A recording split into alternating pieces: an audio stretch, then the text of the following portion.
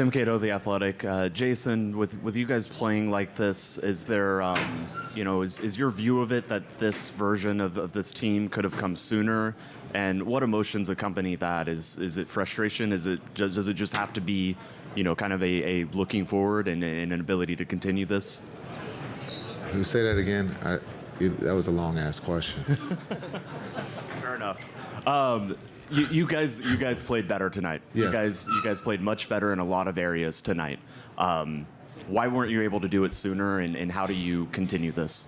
Yeah, it's we had to play our A game. It was this or we go on vacation. So I thought the group did a great job of not pressing, letting the game happen. The flow was there. We've done this in the first 3 games. It's just we haven't been able to capitalize. We've made the mistakes, and they've capitalized on that. They shot the 3 well. We tried to keep them off the free throw line tonight and not giving them second opportunities. So I thought they did a really good job of being able to execute the game plan and let the game come to us. We made some shots. Finally, our role players stepped up and made some threes, and that's what we needed tonight. Mike Curtis, Dallas Morning News. Jason, Luka responded, obviously, tonight with 29 points. 25 of those came in the first half. Just what did you see from him and his temperament throughout the game and how he was able to get to the rim? Yeah, I thought he was great. He's been great. Some would say differently, but he's averaging over 25 in this series, I think, and he's playing at a very high level. I don't know so much respond. He's been doing everything for us on the offensive end and defensive end, and I thought he played his game tonight. He didn't force anything. I thought his rebounding and being able to let other guys, with the pace, we talked about it, we got to play faster, and I thought he set the pace for us tonight. Let's go, Jake. Jake Fisher, Yahoo Sports. The 2 big lineup with Derek and Maxey, and then Josh Green in with Kai and Luka. What about that group tonight do you think was so effective on both sides of the floor? Yeah, I thought they were great. It was carryover from Game 3. I thought the energy group there that ended in Game 3, that fourth quarter, I thought that group energy and pace on both ends. Defensively, we got stops, and then offensively, we got into the paint where we could capitalize. But I thought Josh's energy has been great. The defense, again, in this series has been really good. It's just for us, when it comes down to not making a mistake at the wrong time. And tonight we didn't do that. We capitalized on their mistakes. Front row, Tim. Tim McMahon, ESPN. Luka vowed that he wasn't going to be distracted by discussions with the officials and followed through on that a lot like he did Game 5 versus OKC. How do you think his demeanor and his focus set a tone? I thought it was great.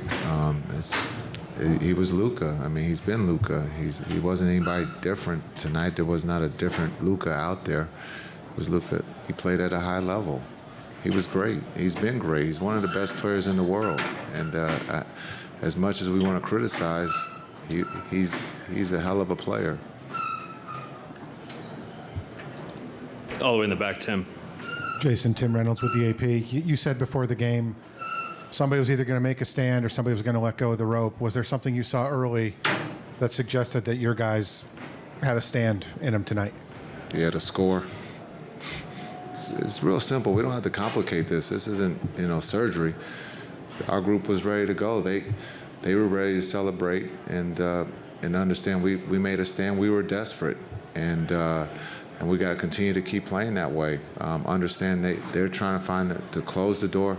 The hardest thing in this league is to close the door when you have a group that has nothing to lose. And so tonight you saw that, and they let go of the rope, pretty early. Brad in the middle. Jason, Brad Townsend, Dallas Morning News. You mentioned Lively showing his range. I believe he'd only tried 2 threes this year. Is that actually something you drew up for him? He didn't show any hesitation. No, he was in the right spot. He took it from there. He could shoot, and that's the next step for his development, is being able to shoot the 3 he's young, but as a 20-year-old, he's grown up in the AAU circuit where he can't, in high school, he can shoot, he can handle. he would tell you he played point guard. So his ability to be able to bring the ball and being able to shoot the three is the next step for him. He has all the skill set, but right now for what the role we need him to do is do what he did tonight: offensive rebound, change shots, and be able to guard. And then when you look at you mentioned the bench players. I thought when Exum came in and hit those early shots, it was a big lift for you. What kind of psychological lift does that give the team when guys come off the bench and start making shots like that? Yeah, that's who we've been all season. Exum has played, at a high level for us all season. He's been able to run the offense. He stepped up and made big shots for us to win. And then I thought tonight, even the one that he shot from out of bounds, that he made it. That could easily have changed his confidence, but I thought he was aggressive, while he was out on the floor, and he was great, and we're going to need that on the road. Dorothy here in the middle. Can you talk a little bit about the balanced scoring effort from your team? I think first half, all 9 players, everybody scored. So talk about the balanced scoring effort tonight. Yeah, again, when you're desperate, the ball starts to move. Guys are not, overthinking it. And again, being able to make some threes tonight from our role players were huge. When you talk about D. Jones, Exum, and then D. Live, just understanding that's who we've been all season. We can shoot with the best of them, and tonight we displayed that. Dave here on the left. Jason, Dave McMahon with ESPN. How did desperation and urgency factor into your guys' overall performance tonight, especially defensively with 3 steals from Luka, chasing down, intercepting steal after missing a long shot, and how do you carry that over to Boston? Yeah, I think we have nothing to lose going to Boston. That mindset of being aggressive, and then to answer the first part of your question, Luka, as we know, can play defense, and you saw that tonight. Some of the criticism that he's had, here of late, for whatever reason, talked about his defense, and I think he stepped up and was there. And he knows in Boston he's going to be right back where, in the pick and roll, and so he's going to have to compete and play defense again. Last question here on the left.